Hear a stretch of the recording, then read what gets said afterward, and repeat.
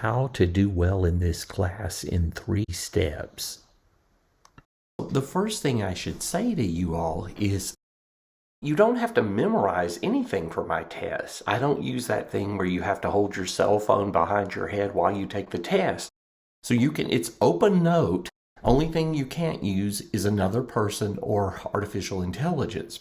I'm not going to explain this in detail, but let's just say my classes are designed to be extremely unfriendly to the use of another individual or artificial intelligence. Also, when you take the test, it won't be a race against the clock. You'll have plenty of time, but you do have to take it in one sitting. That is, you can't shut it down and come back to it later. But what does it mean then to prepare for the test if you're not memorizing content? Well, it means you should do step 1, become intimately familiar with all content in videos, readings, and thought experiments. In other words, get your education. But how? Well, how do you get intimately familiar with a video or a reading? If you are in a face-to-face section, you can do this by attending class as much as possible. In class, we will learn and reinforce your learning of the philosophy contained in the videos and readings. Also, sometimes we go beyond the video and reading content. So don't shoot yourself in the foot by missing class for no... Oh my gosh, good grief. Well, listen, guys, I'm going to have to get an ambulance or something. My cartoon character... If you're in an online section, you can accomplish this by A, watching the videos, doing the readings multiple times, B, taking notes on the videos/readings by 1, handwriting notes, or 2, making screenshots of the important parts, or 3, printing transcripts of the videos. One thing I would say is this: when you're watching one of my videos, pay careful attention. Don't be playing a video game on the side or just listening to it or listening to music while you watch or only watching the first 30 seconds of it. Usually my videos only have 10% philosophic content. It's like Hawaiian Punch. There's 10% fruit juice. Well, in my videos, most of it's a complete waste of your time, except for that 10%. That's the important part, see? Well, so you want to be actively engaging with the videos.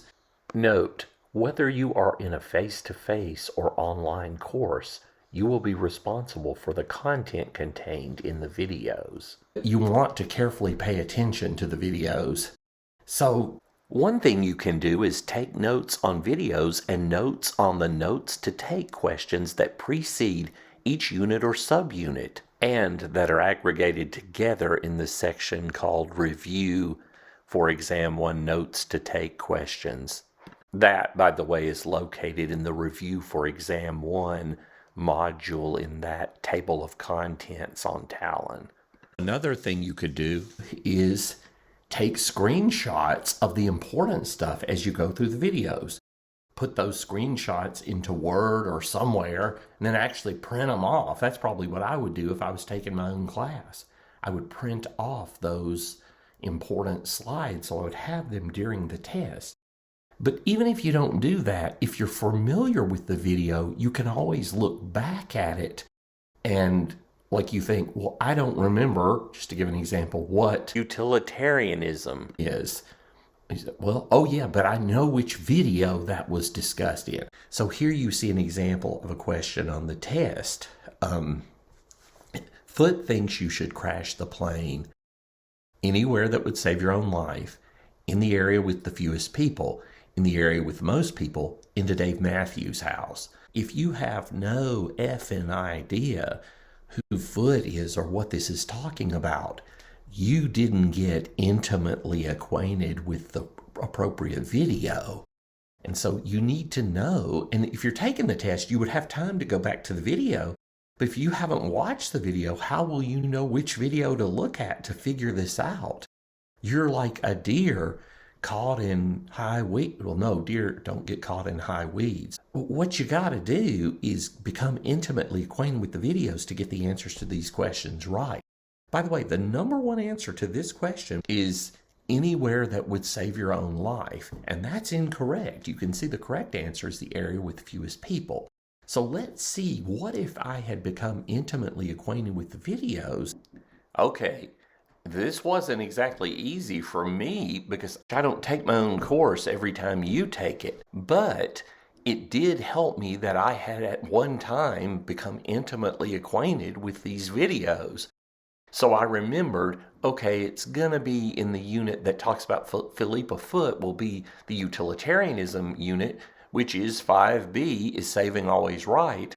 And out of those two videos, it's going to be how it's not always right to save more lives. A new music video by The Frayed, there's a counterexample to utilitarianism.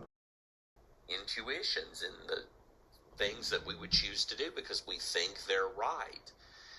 Philippa Foot gives the example of the crash landing. Where do you want to crash land the plane? You're going to try to land it in the place that has the fewest number of people, so you can land it without running over as few as possible. So you're trying to save as many lives as possible. Goodness, okay.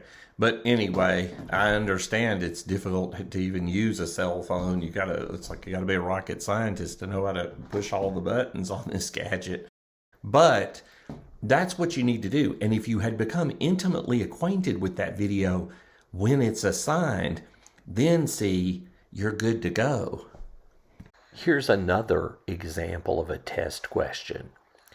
In the Major Ethical Perspectives reading, which of the following is supposedly the utilitarian mistake that Ford made when they, using the cost-benefit analysis, decided not to fix their deadly Pintos before putting them on the market? Okay, I had to search. That's in Unit 4, Moral Reasoning and Normative Ethics, and I found it down below that Killing Spree video. Read Major Ethical Perspectives, sections on utilitarianism and Kantianism only. And how did I find this? Because I'm intimately familiar with the course materials. So I click on it and find the reading, and then as I go through it, if I'm intimately familiar with the reading, I can remember, wait a minute, it talked about the Ford Pinto somewhere in here. And last but not least, here is an essay question. You know, sometimes people will respond to this kind of essay question. Imagine if someone said, I don't know what you're talking about with the Zachary thought experiment. Well, that shows you're not intimately familiar with the course. You didn't engage with the thought experiment. Whether you did it or not, you don't even know what it is or where it is. That shouldn't happen. I hope this has helped. We'll always remember you, Blue Cartoon Guy. Rest in peace, you crazy son of a... Rest in peace! Memories like the corners of my mind. Misty watercolored memories of the way we were. Scattered